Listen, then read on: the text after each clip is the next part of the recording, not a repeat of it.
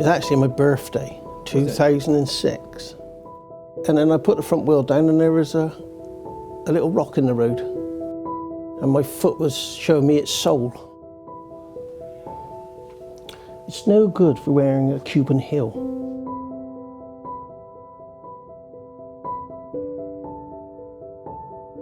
See, that's part of the skin graft there. And they must have, he was all open down there. Was it down there? There it is, there. There's a scar there. I used to have screws in here that locked it up, but I just kept at it. And one day, I just and it started to move. It's like, oh, I've done something. I don't know what it is, but it don't hurt, but I'll keep at it.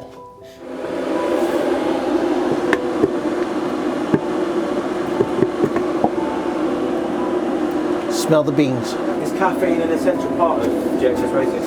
Oh, it is a massive part of it. Can't survive unless you got caffeine. You know, you got to have your tea on a regular basis and your coffees, and you can't have no, limp stuff. You got a proper gear. It's a bit like a working man's club, I suppose, isn't it? Just look at that. That's bloody gorgeous. That is. Thanks for letting me do that. Much appreciated. Bloody clowns. You idiots. They're ones you blunt up there. Leave my drills alone. Alright, I'm sorry for touching your drill. Yes, don't touch my drills. I had to buy those because everybody abuses. Quite aggravated today, aren't you? Have I aggravated you in some way? Yes, you came in. Is it the breathing part? You came in. Wow. It started right at the very beginning when you went. Come on now, it's Christmas, be nice. No, it's not Christmas. It's November. Oh, what's he on there? If he gets any closer with that Spanish doll, I'm going to shove it up his ass. Can I have a look at that doll a minute?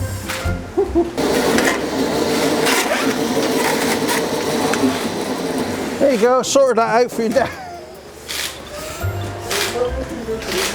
Did you want this back, Dad?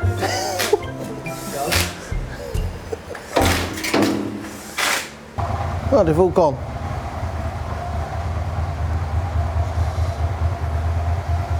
Will, where you to? He's in the toilet. Don't get caught in the lathe like that bloke got caught in that video. This goes back to the old thing of don't wear a tie to work. Or did it pull him in it? Oh, you got to watch it. Oh, He God, flamed around there like a bag of beans. I've got to watch it now. Oh, my phone's going. Is that you ringing me? That's me messaging you about how scared I am about this. Hello, Nick. Morning, James. How you doing? All right. Your forks have arrived. Oh, I can't watch it. Yeah, fine. Just watching the video. That's all. There you go. Right, phone's going, Nick. I got to go. All right. Cheers. Bye. Bye. Morning, JHS. Right, yes. Remus exhausts. People ring up for the strangest things.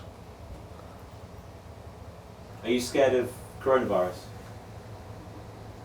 Not really. I don't want it, but I don't want to give it to someone. That's what I'm scared of. The world has changed. I don't think people realise that. Getting all philosophical sort of talk now, isn't it? Deep and meaningful, but... Did I show you my willy warmer? How much of your life is spent machining? I just make stuff all the time, don't I? And nannying. All right, okay. Here, look. What are you wandering around here for? Just to let you know I've done it. It's all done. Right, okay. Would you like to do something else? Yeah, I do. Would be handy, wouldn't it? Yeah. We might earn some money this week. And what's it like working with your son? Pain in the ass. It can be quite enjoyable. Yeah. It can be. I mean, to many dads, that's living the dream, isn't it? Working with their sons. I don't know. I suppose it could be. You got to ask him what it's like. He can spend money, mine. But yeah, in terms of machining, this is pretty much welding, cutting, machining, what's that called? Burning, Drilling, filling. burning, catching a light, Yeah. all that. Yeah, that's pretty much. That's what my life revolves around. Breathing in, Intoxicating fumes. yeah. Gets his wiring done before Christmas. Can we put this away later? Where's that bit of rag I had? Where's that bit of rag I had? All right in there? Yeah. Yep. Oh. Don't get that out, please. I don't think I'm ready for that this time in the morning. That belongs down. That belongs down there. How is your plasma? Oh, he's back again. Hello. Anybody want to get me a knee? What's this thing? It's a little plasma cutter. Where should I do this? Where's my glove? One glove there. Where's the other glove? What, do you want to go on this? You don't want to have a go? No. It's really good. It's pretty scary. Do I need shades? Now you'll be alright. Only because I'm going to go like this, yeah?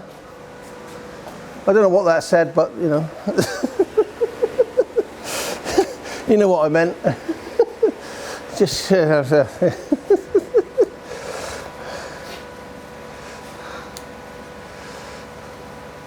It's like me drills. I bought a new packet of drills and they've been abused.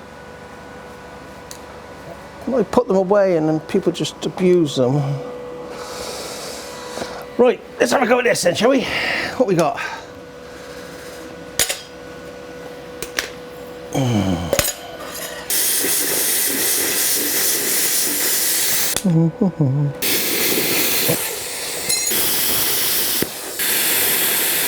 The lion got all pissy because I ate his sandwiches. And I tripped and fell whilst trying to run away from the lion. I fell in the shark pool. Then got bit by a shark.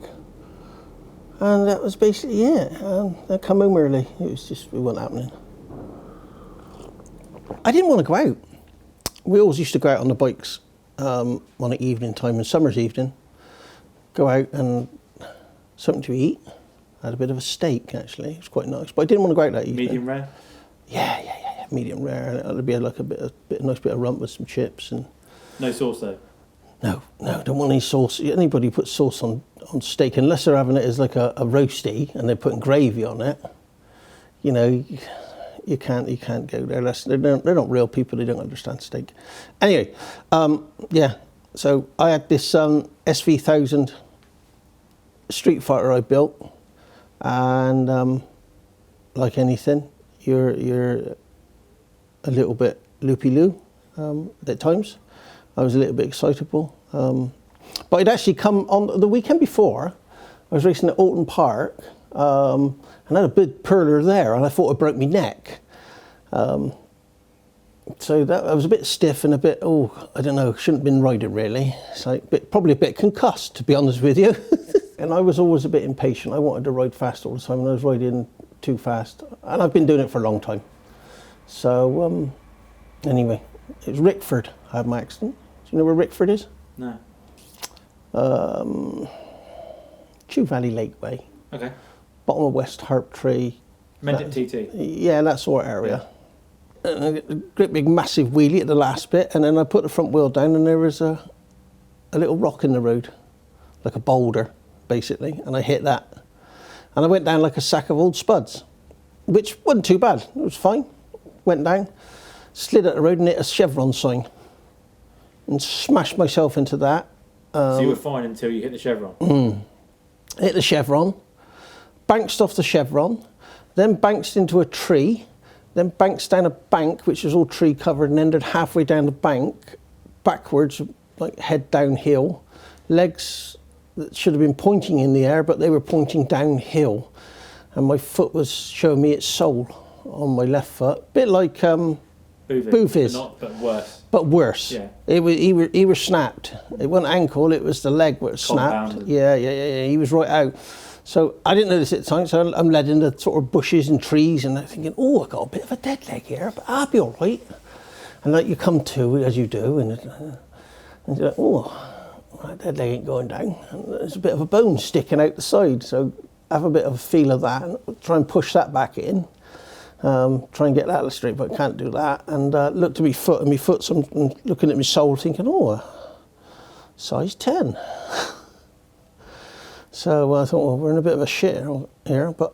You're by yourself? Yeah, on my own. I was waiting for them to come up through, my friends and that, to come up through, and oh, shit, I better do something here. So I thought, I'll take my gloves off and throw my gloves out in the road.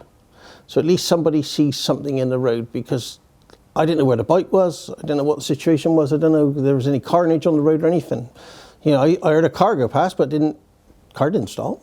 So threw my gloves out on the road, then a car did stop. I must have thrown the glove at the right time, car stopped, and it just so happened it was a nurse.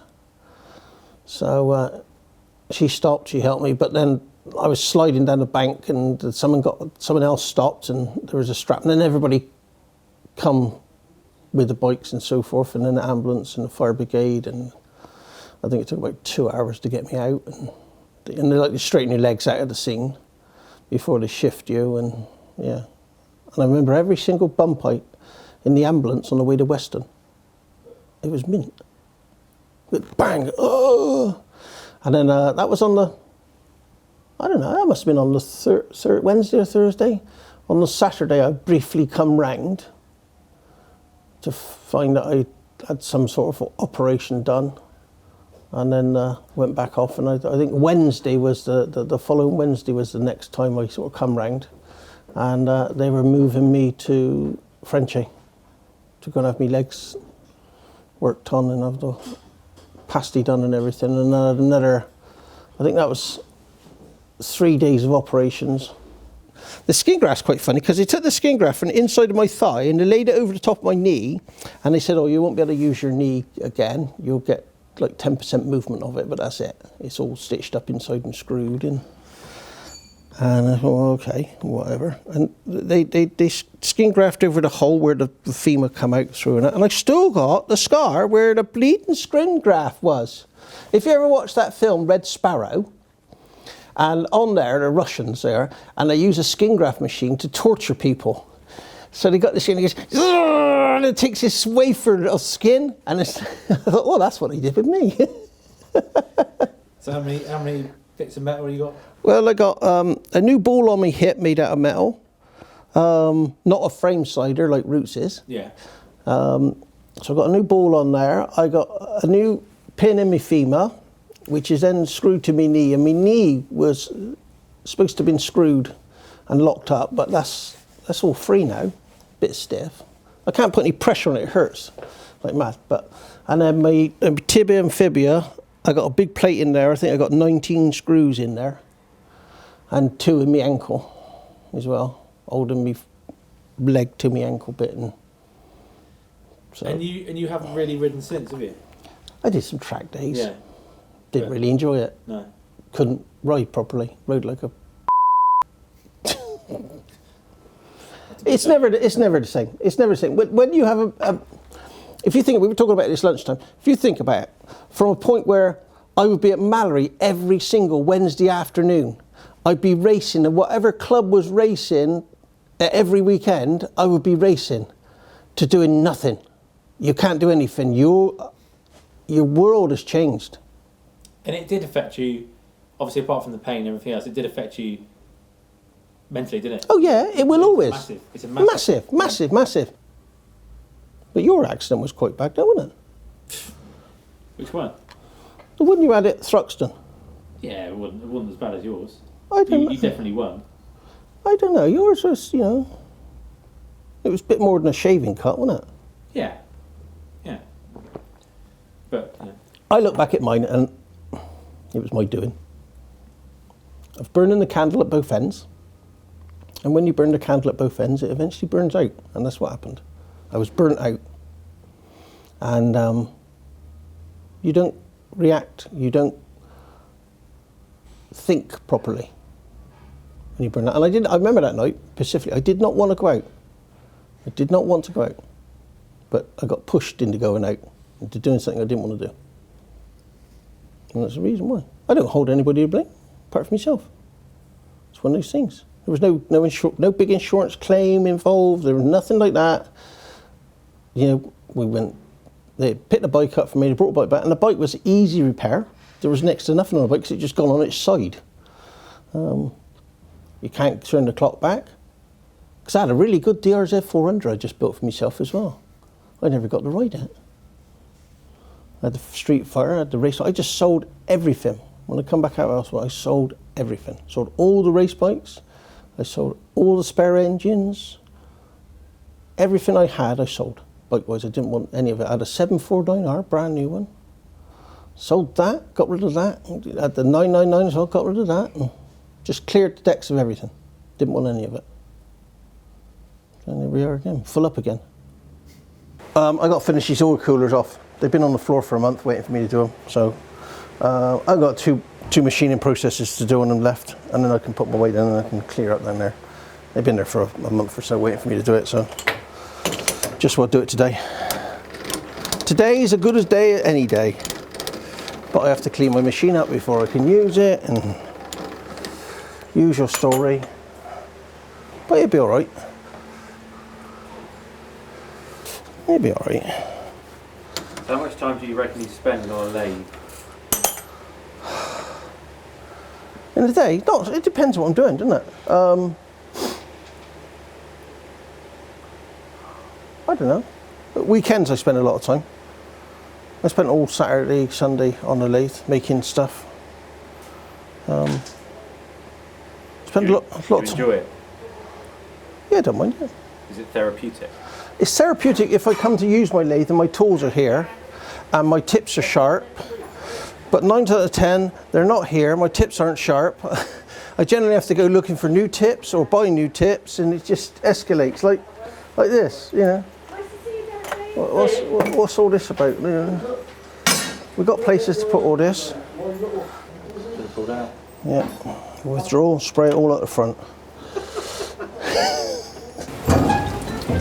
There we go, all nice and clean.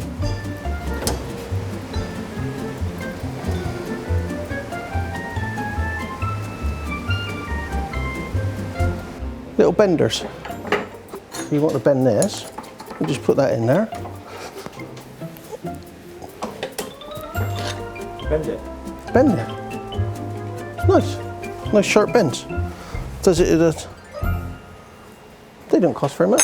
I've always had classic bikes, haven't I? I've always had them.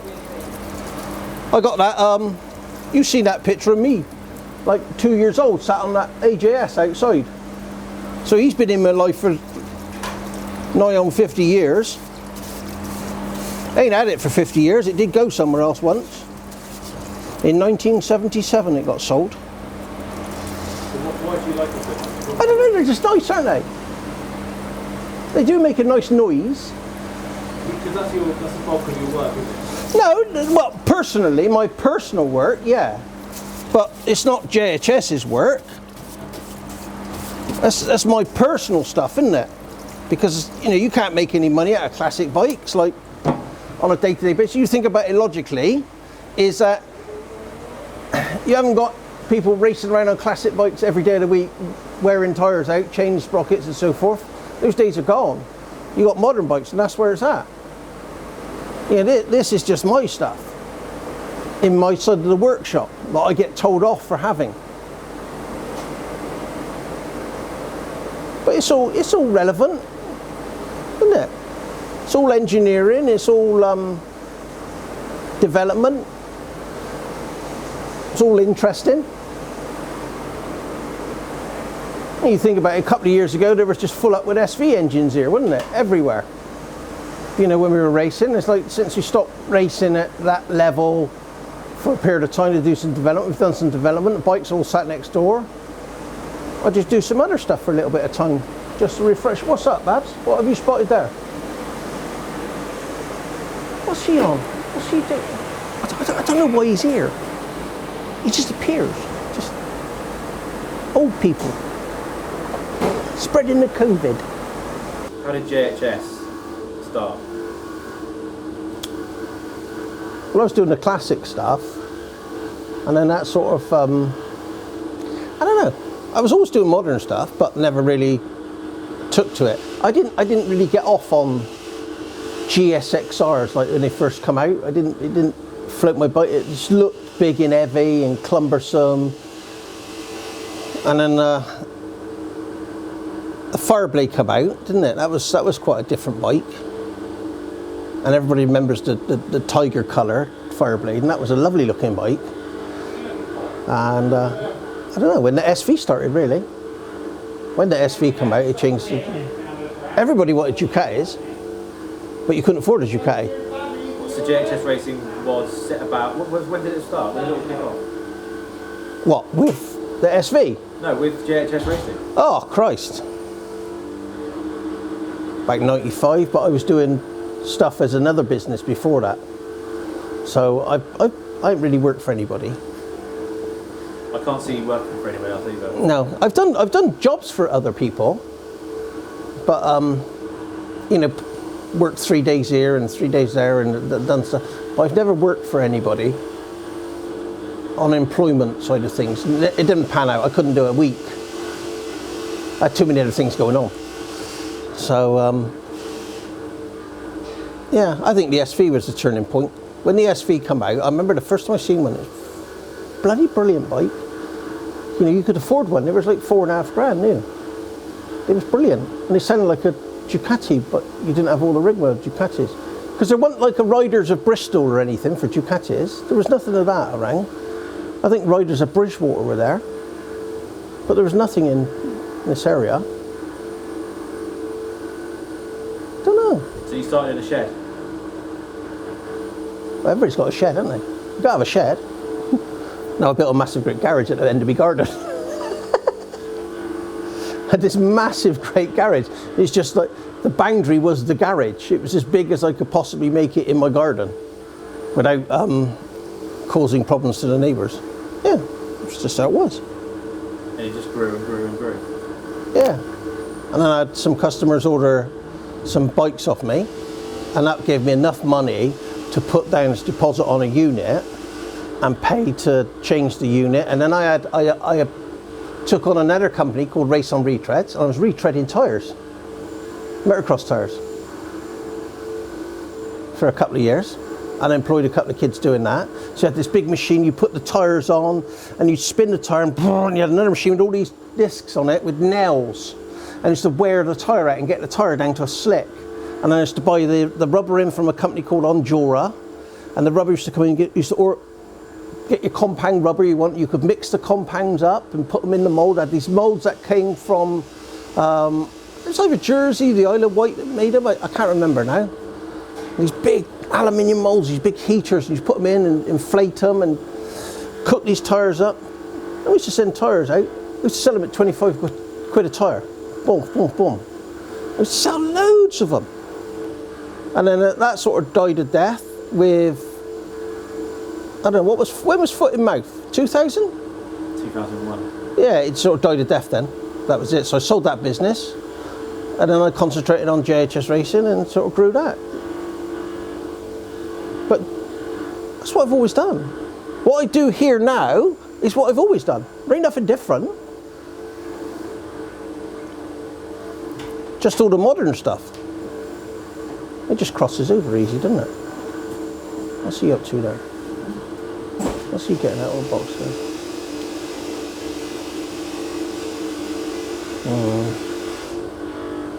I don't know. But where do we go from here? I don't want a big showroom. No. Don't want a big showroom. I think it's quite manageable as it is at the moment. It's controllable. Did you ever think you'd employ loads of people? Yeah. I knew what I was going to do. Yeah. I knew what I was going to do. I knew I was going to do it. I didn't realise it was going to be so difficult employing decent people. How many idiots have you had? Oh, I've had a lot of idiots in my time. And just because they got paperwork, don't mean they can do it. They caused me a lot of grief over the years. Anyway, let's not think of the negatives. Let's think of the positives. Think of the positives. Hey, we don't want to talk about classics. We want to talk about modern stuff, don't we? Modern stuff. Want to look at this new Aprilia. Want to look at that. See what that's doing. See what that's like. See if it's got big valves in it or small valves in it, and what the situation is, and what the fly-by-wire does, and so forth. Yeah. Are we having breakfast? Breakfast. Yeah. Lunchtime, isn't it? What time is it? 12 o'clock. Really? Yeah. I ain't done nothing yet. I ain't done anything yet. I've just been pissing about. I went on a walking spree in London, and A walking spree. well, I got mad. I left the Chinese embassy. The Chinese embassy. Because I was going to go to China. Well, I did. I went to China last year, didn't I? So, anyway, I got so mad that I walked from there to Paddington, from Bank to Paddington, and that tore this. I can't remember what it was anyway, and it fell into the middle of the joint. So you were grinding it. So that went on for months. I went and seen a specialist because all the doctor wanted to do was give me physiotherapy, and I was like, no, that's the specialist said he'd cut it open and do it. He said, but to be honest with you, he said, I wouldn't advise you because you might cause more problems. If you can put up with the pain, put up with the pain. And I did. And actually, one day it must have fallen out, and it stayed out. It hasn't come back in. Or prolapse. yeah, it's prolapsed itself. So I imagine there's a little bit of tissue just falling in the joint. It might have even just worn it away, so there's no more tissue to fall in there. I don't know. I never went back because he wanted £3,500 to put it right. So just buy something else.